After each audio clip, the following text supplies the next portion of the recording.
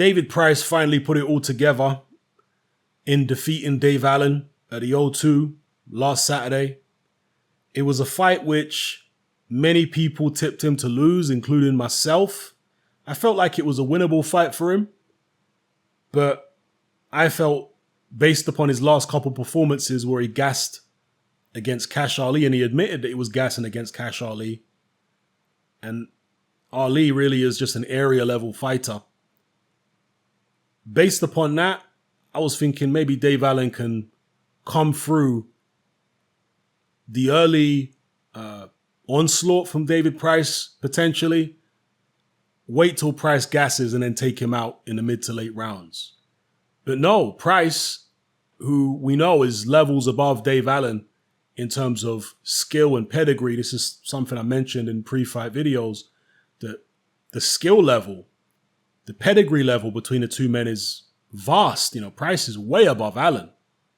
But because of the fact that he has some kind of mental block and seems to gas out far earlier than he should be gassing out, it gives less skilled fighters, less accomplished fighters an opportunity against him. But this time around, he held it together and it was just his night. He overcame any mental block he may have had in the past, any anxiety, and he boxed the brakes off Dave Allen, forced him to quit in the end. I don't understand that there's this weird thing within British boxing, and it's not just the fans, it's also like the pundits on Sky and stuff like that. There's this very weird thing where they don't like saying that a fighter quit, even when a fighter actually did quit. I don't get this. It's so bizarre because I've seen some people say you can't say Dave Allen quit. Well, why not? He did quit. What on earth are you talking about? I'm not insulting Dave Allen, right? Dave Allen is braver than, 99.9% of people on this video here right now. So I'm not saying Dave Allen is a pussy. I'm not saying I am braver than Dave. I'm not saying any of that. I'm just describing his actions. Yeah, I'm not using quit as an insult. I'm just describing his actions. And Dave Allen quit in the Price fight. That's what he did. I'm not saying he's a coward because of it. Same like when Kell Brook quit against Errol Spence and there was people saying, oh, you shouldn't say he quit. What are you talking about? So I shouldn't say the truth. Like, what the hell is in the water in the United Kingdom where people are reluctant to describe a situation where somebody quits as exactly what it is? What on earth is going on there? It's just a descriptive term. He quit. So anyway, enough of me ranting about that. Pricey boxed very well. Beat the crap out of Dave Allen. Apparently there was rumors he had a fractured orbital bone. His eye was certainly messed up. Completely outboxed him, beat him up, forced him to quit. And Price was visibly emotional in the ring after the fight. And the emotion was anger. It was a release of frustration. All these people who have been telling him to retire for so long, all these people who troll him on social media, he was letting all that frustration out in the ring and even in the post-fight interviews, which you can understand. I mean, there are some of us who have, talked about maybe it's best if Price should retire in the past, not from a position of hate, hell no, but from a position of concern.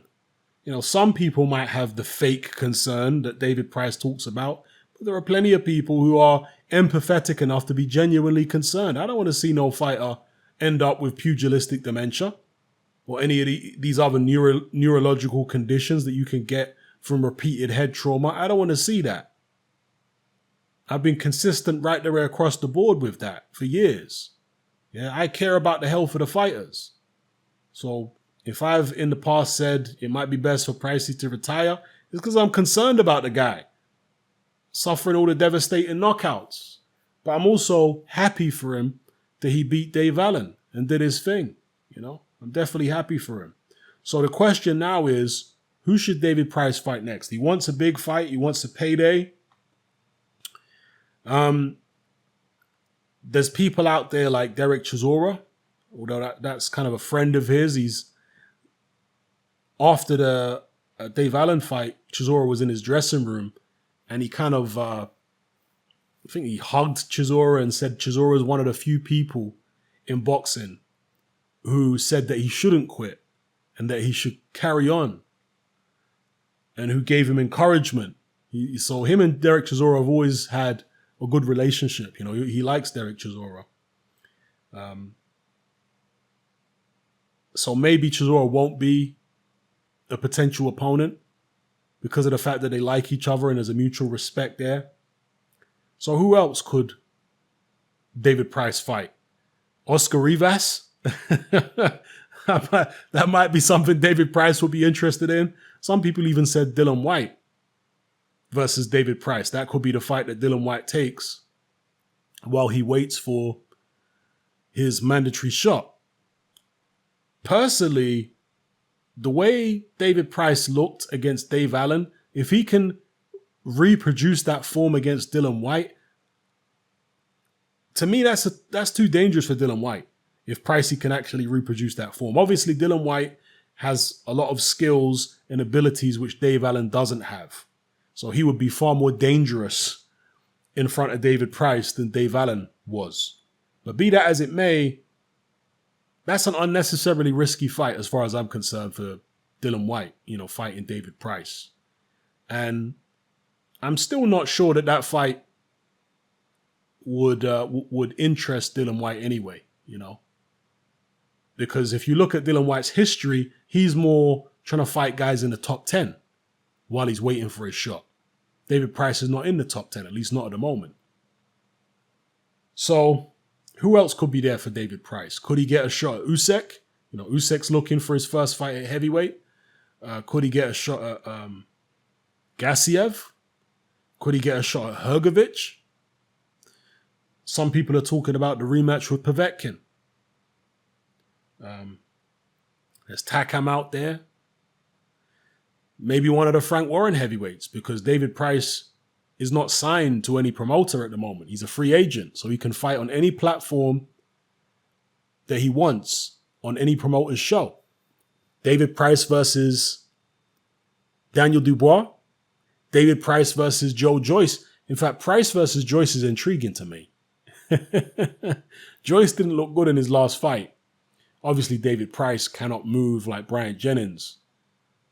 Can certainly punch a lot harder than Jennings, though. And he's certainly faster than Joyce. I mean, Price is not a remarkably fast heavyweight, but he'll look like Muhammad Ali in terms of hand speed next to Joe Joyce. So Price versus Joyce, yeah. I quite like that one, actually. Pricey versus Joyce. Pricey versus Dubois. You see, the issue with those fights is... Actually, no, there isn't really an issue with those fights. Because Pricey is still somewhat of a name in British boxing. Not because he's one of the top guys, but because he's been in so many... he suffered, so many spectacular knockout defeats. And he was obviously built up when he was undefeated as the heir apparent to the Klitschko's. So he's still well known in the UK. And coming off the win over Dave Allen, who was kind of this cult hero in British boxing, now might be a good time for an up-and-coming heavyweight like a Dubois or a Joyce to try and capitalize off David Price's victory over Dave Allen in going in there and now beating David Price. So, I don't know, man. You guys drop your suggestions in the comment section below. Who do you think David Price should fight next? Because he's going to try and be strategic about it, I'm sure. He's not just going to go fight anybody. He wants to fight somebody and get paid well. And he wants to fight somebody who will put him in a position where he gets a world ranking, or somebody who maybe already is in the top 10 in the heavyweight division. So You guys let me know what you think in the comment section below.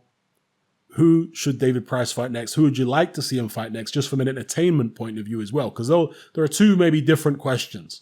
Who should he fight next from a strategic point of view? And then who would you like to see him fight next from an entertainment standpoint? Drop it all in the comment section below. And also, who do you think you could beat? Do you think David Price has got an upset in him? Because the Dave Allen win wasn't really an upset. You know, most people saw it as, if not a 50-50, then maybe a 60-40 or a 65-35. You know, they saw it as a fight that Allen, I mean, most people like me saw it as a fight that Allen would probably win, but they wouldn't be completely shocked if he lost, you know, because of the levels and skill between the two men are so vastly different. So, yeah, anyway, let me know what you guys think in the comment section below about all the points I've raised in the video. Who would you like to see Pricey fight next? Who do you think he'll fight next? Who would be the most entertaining matchup? And does Pricey have an upset in him? Is there somebody in the top 10 that Pricey might be able to spring a surprise on? Drop it all below and let me know. It's happening out. Join me on Patreon.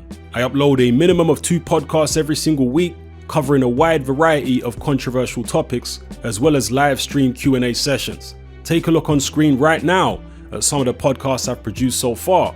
For just $3 a month, the equivalent of about £2 a month, you get access to all my new podcasts and my entire back catalogue of past podcasts, including my popular Confessions of a Nightclub Bouncer series.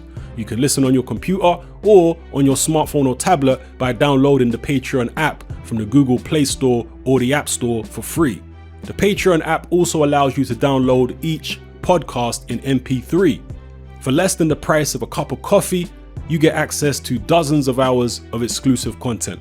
It's easy to sign up, there's no contract, and you can cancel at any time. So come and join our community of free and critical thinkers by signing up with me here on Patreon today.